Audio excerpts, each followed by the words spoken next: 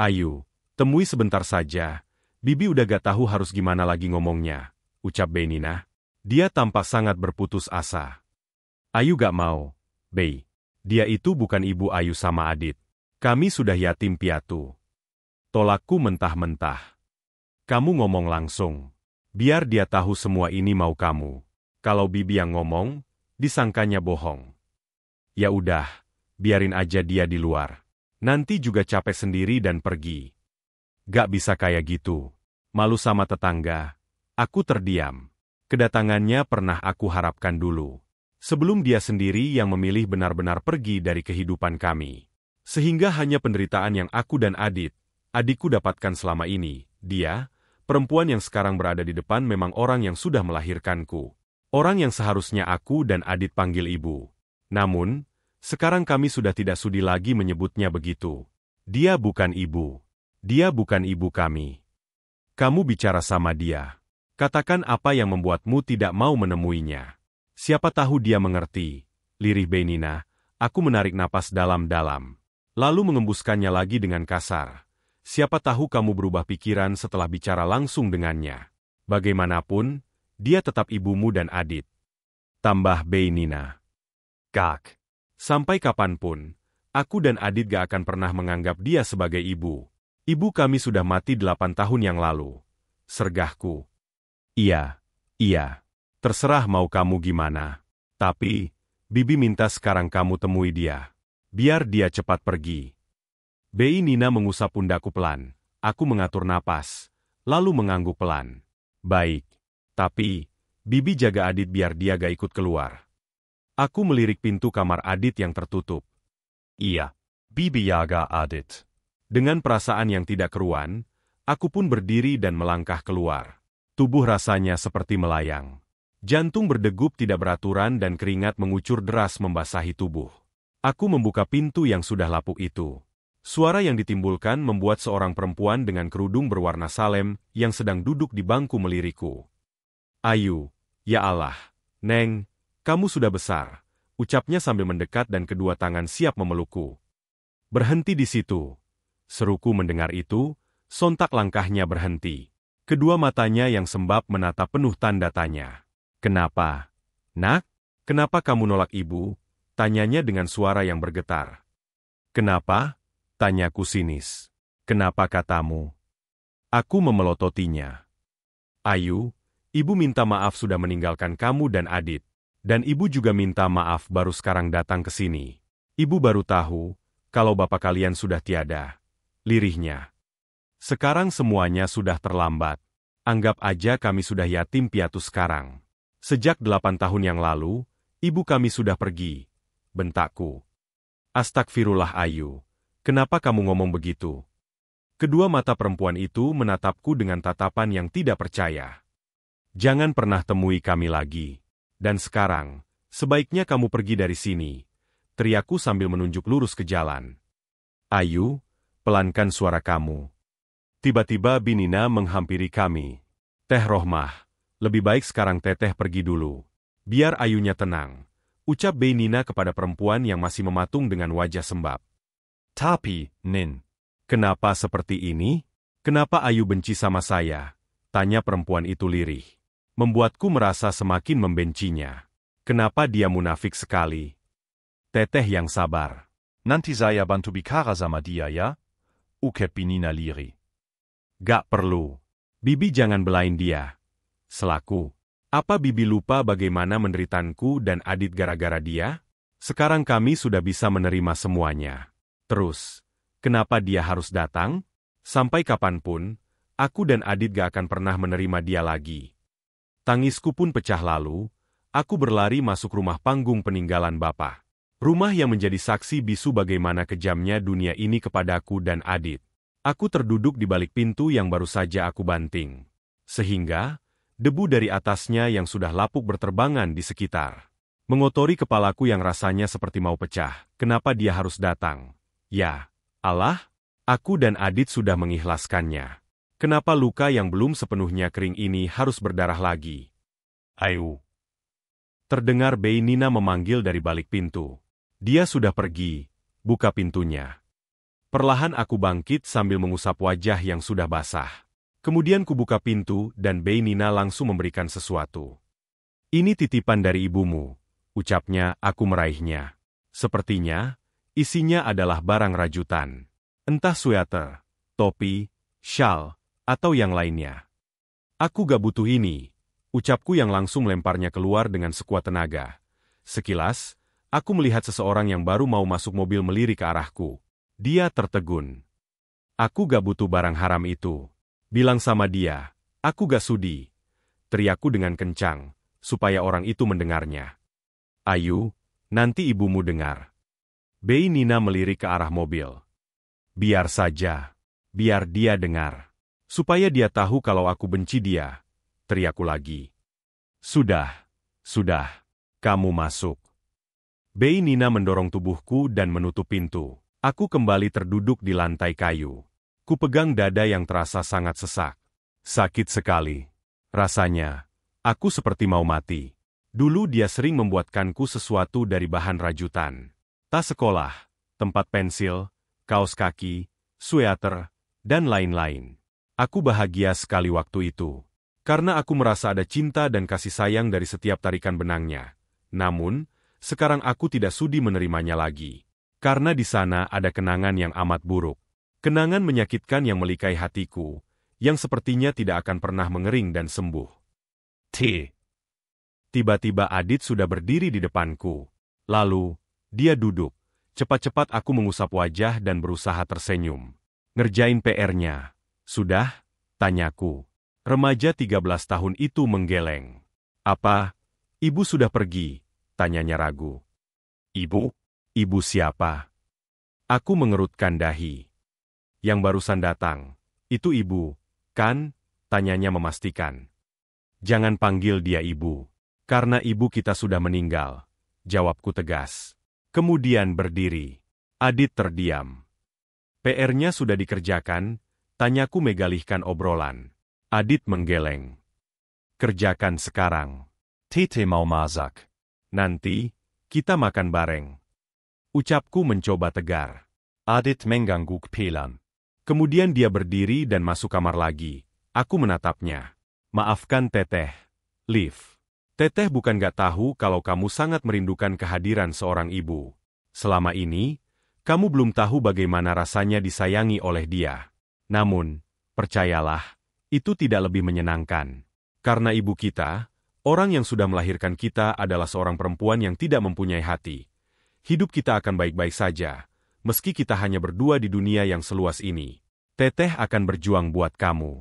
Teteh akan melakukan apapun untuk kebahagiaan kita. Jadi, kita tidak membutuhkannya. Aku menarik napas lagi yang masih terasa berat. Benar, kami tidak membutuhkannya. Lagi pula, dia ke sini hanya datang, bukan pulang 10 tahun yang lalu. Waktu itu, usiaku baru 8 tahun dan duduk di bangku kelas 2 sekolah dasar. Hidupku kakak bahagia.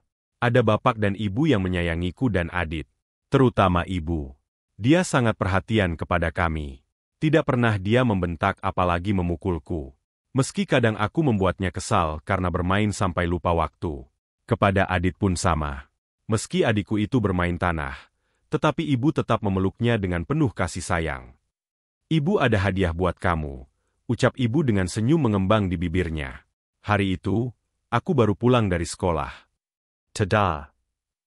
Dia mengeluarkan sebuah tempat pensil berwarna merah muda. Senada dengan tas yang kupakai. Karena tas itu pun ibu yang membuatkannya. Bagus sekali, seruku sambil meneliti tempat pensil rajut itu. Ada bunga matahari yang cantik menghiasinya. Sama seperti yang terdapat di tasku juga. Ibu pandai sekali merajut. Dari mulai taplak meja, tas sekolahku, sweaterku dan Adit, kaos kaki, sampai tempat pensil ini. Semuanya ibu buat dengan sangat bagus. Kamu jaga tas dan tempat pensil ini baik-baik. Ya. Ibu mengusap kepalaku lembut. Aku mengangguk. Sweater Ayu sudah kecil. Bu, kapan ibu bikinin yang baru? Nanti, ibu bikinin yang baru buat kamu dan Adit juga. Jawabnya hangat. Aku mengangguk lagi. Ayu juga mau belajar merajut. Biar nanti bisa bikinin sesuatu buat ibu dan bapak. Iya. Nanti kamu pasti bisa lebih mahir dari ibu. Kamu bisa bikin semuanya lebih bagus, lebih cantik. Ukep ibu sambil menkubit hidungku gemas. Kalau begitu, sekarang saja ibu ajarin Ayu, ucapku bersemangat. Nanti, ya. Ibu mengusap kepalaku lagi, lalu menciumnya. Nanti saja ibu ajarinnya. Aku melirik kepadanya. Aku merasa, ada sesuatu yang ibu pendam dan ingin mengatakannya kepadaku. Kenapa nanti? Sekarang Ayu bisa. Kok? Aku masih bersikeras. Karena, ibu harus pergi, nak. Ucap ibu ragu. Pergi? Ibu mau pergi kemana? Apa ke rumah Ua? Kalau iya, Ayu boleh ikut. Tanyaku seraya menatapnya penuh harap. Orang yang kupanggil Ua itu, tinggal agak jauh dari rumah kami. Kalau mau ke sana, kami harus naik angkot 2 kali. Sepengetahuanku, Ua itu adalah kakaknya ibu. Ua Arsi namanya, perlahan ibu menggeleng. Ibu harus pergi jauh. Ibu mau cari uang yang banyak buat Ayu dan Adit. Cari uang? Kenapa ibu juga harus cari uang? Kan sudah ada bapak yang ngojek setiap hari. Bapak juga kan dapat uang. Protesku sambil mengerutkan dahi. Itu masih kurang. Makanya ibu mau bantu bapak cari uang juga. Biar uang kita banyak. Bisa beliin Ayu dan Adit baju baru dan makanan enak. Juga kita bisa benerin rumah ini biar gak bocor lagi. Ibu melirik atap rumah kami yang memang sudah lapuk. Aku terdiam. Saat itu, sebenarnya aku tidak mengerti. Kenapa ibu harus membantu bapak mencari uang? Berapa banyak uang yang kami perlukan untuk semua kebutuhan itu? Tapi, ibu pulang setiap hari, kan? Tanyaku kemudian ibu menggeleng. Ibu pulang nanti 2 tahun lagi. Ayu kelas 4, ibu akan pulang. Tapi, itu lama, ucapku mulai cemas. Gak akan lama. Kalau Ayu belajar dengan rajin, pasti bakal terasa cepat. Tahu-tahu, ibu pulang. Ibu mencoba menghiburku. Entahlah, saat itu sebenarnya aku ingin melarang ibu agar tidak pergi. Namun, ketika melihat baju Adit sudah sangat lusuh, bajuku juga banyak yang sudah kesempitan, sepatu bapak yang koyak, juga atap rumah yang bocor. Sepertinya ibu memang harus ikut bekerja. Aku pun berusaha mengerti. Kamu jaga Adit, ya? Jadi anak yang mandiri dan pintar. Doakan ibu selamat dan cepat pulang. Biar kita bisa berkumpul lagi, ucap ibu beberapa hari kemudian. Dia sudah berpakaian rapi dengan tas besar di sebelahnya. Ibu pergi dulu. Ya, nak. Ibu sayang sama kalian. Doakan terus ibu. 2 tahun lagi, ibu pulang dan kita gak akan berpisah lagi. Ibu memelukku dan Adit sambil terisak. Membuatku pun ikut mengeluarkan air mata. Aku memeluknya semakin erat. Sejauh apakah ibu akan pergi? Aku tidak tahu. Katanya dia akan pergi ke luar negeri. Aku hanya tahu, 2 tahun lagi ibu akan pulang. Membawa banyak uang untuk membeli semua yang sudah rusak dan koyak. Sejak saat itu, rumah terasa sepi. Bahkan aku merasa asing dengan suasananya. Ada sesuatu yang hilang dan membuat semuanya menjadi suram. Tidak ada lagi keceriaan dan canda tawa kami yang selama ini memang selalu ibu yang menciptakan. Karena bapak orangnya serius dan jarang ada di rumah, siang hari Adit diasuh oleh Benina di rumahnya yang bersebelahan dengan rumah kami. Saat itu dia baru menikah dan belum mempunyai anak. Sedangkan aku harus bisa mengurus diri sendiri. Bahkan, aku pun mendapat tugas untuk membersihkan rumah. Sehingga, tidak ada lagi waktu untukku bisa bermain. Bapak tampak lebih repot karena selain harus mengojek, juga harus mencuci baju-baju kami dan memasak. Sebenarnya, ada yang ingin sekali aku ceritakan kepada ibu. Namun, saat itu kami tidak memiliki alat komunikasi yang menghubungkanku dengannya. Aku pernah bercerita kepada bapak. Hanya saja, Bapak tidak terlalu menanggapi. Katanya, apa yang aku ceritakan tidak seperti itu. Sehingga, aku hanya bisa menangis dan memeluk Adit jika hal tersebut sudah terjadi. Waktu itu Benina tidak sebaik sekarang. Dia sering mengeluh bahkan memarahi kami jika salah satu dari kami membuat kesalahan. Terutama Adit. Dia yang paling sering terkena cubitan bahkan pukulan dari adik bapak itu. Karena, hampir seharian dia diasuh oleh Benina. Adit memang terkadang rewel. Atau pipi sembarangan dan sesekali membuat rumah Benina berantakan. Dasar anak kurang ajar. Ngerti gak kalau dibilangin? Aku ini capek. Pergi saja dari sini. Merepotkan saja. Bentak Bei Nina kepada Adit yang terduduk di lantai sambil menangis dengan genangan air pipis di lantai. Mungkin seharusnya Adit sudah bisa buang air kecil sendiri, atau minimal bilang jika ingin ke kamar mandi. Namun selama ini tidak ada yang mengajarinya, dan ia terlampau malas, sehingga dia belum bisa terbiasa mandiri. Semua ini salah ibumu. Kenapa dia pergi dan ninggalin beban buatku? Omelnya lagi, aku yang baru pulang sekolah, langsung menghampiri Adit. Adit pipis di lantai? Tete bersihin ya? Adit langsung memelukku, sambil terisak. Bawa adikmu pulang. Sebelumnya, bersihin dulu lantainya. Teriak Bei Nina dari dalam. Iya, Bi, ya Vapku. Aku segera membawa Adit ke kamar mandi. Membersihkannya, lalu mengepel lantai hingga bersih. Setelah itu kami pulang ke rumah. Sakit, teh? Keluh Adit sambil memperlihatkan lengannya yang membiru. Ya Allah. Bei Nina nyubit Adit lagi, tanyaku sambil menahan tangis. Anak kecil dengan baju lusuh itu mengangguk.